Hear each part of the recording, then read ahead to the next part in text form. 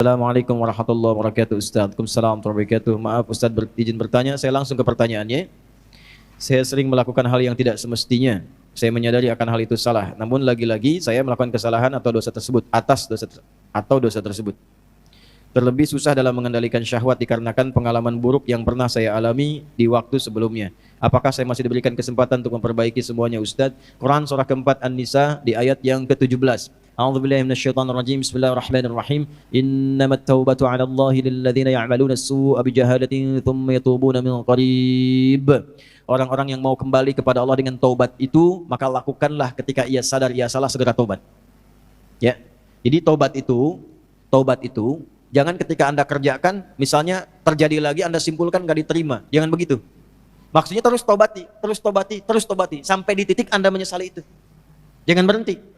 Ya. Makanya disebutnya dengan tawab.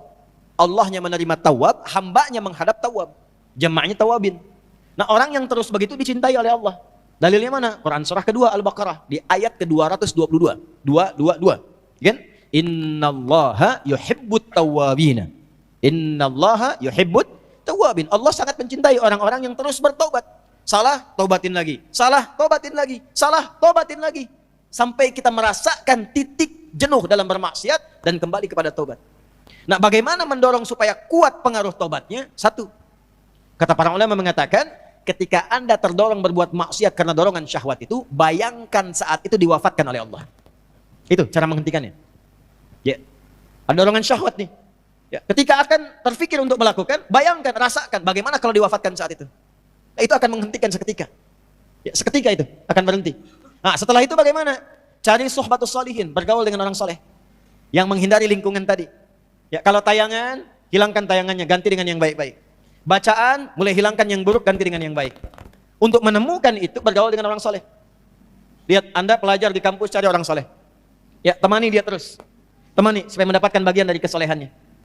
Setelah itu, latihan selanjutnya yang pertama, salat.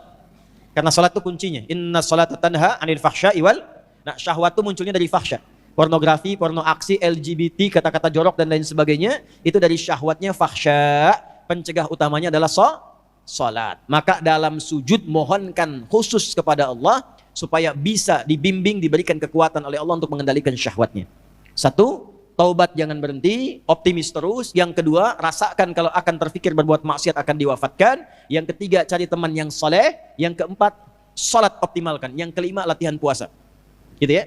Sebab puasa itu paling efektif untuk bisa mencegah maksiat. Ya, Anda kalau syahwat sedang muncul, sedang puasa, nggak akan dilakukan. Berat untuk melakukan itu. Minimal pertama takut batal puasanya. Takut batal, kesananya lagi, itu akan terbiasa. Ya, akan terbiasa. Ya, yang biasa buka juga kalau puasa kan memang setengah-setengah dulu. Ya, kan dulu pernah saya waktu di Kalimantan ada cerita dari Sumedang. Preman tobat, pensiun. Kemudian dia puasa. Ya, begitu dia lewat, lihat rumah makan tuh. Mamakan kok buka, wah jiwanya muncul lagi, datang ke situ gebrak. Pak, apa nggak tahu ini waktunya puasa? Jangan begini dong, tutup katanya. Tutup, jangan kelihatan orang, tutup. Begitu ditutup, udah selesai, es teh manis satu Pak. Rupanya dia cuma sanggup sampai siang. Tapi alhamdulillah kan sudah mulai kan. Besoknya tambah lagi, makanya sebelum nanti masuk Ramadan, nanti kita belajar. Ya, di awal bulan ya, di Tanah Kusir. Kita akan belajar, salah satunya adalah latihan puasa sunnah. Itulah sebabnya nanti kenapa Sya'ban Nabi banyak puasa sunnah. Ya.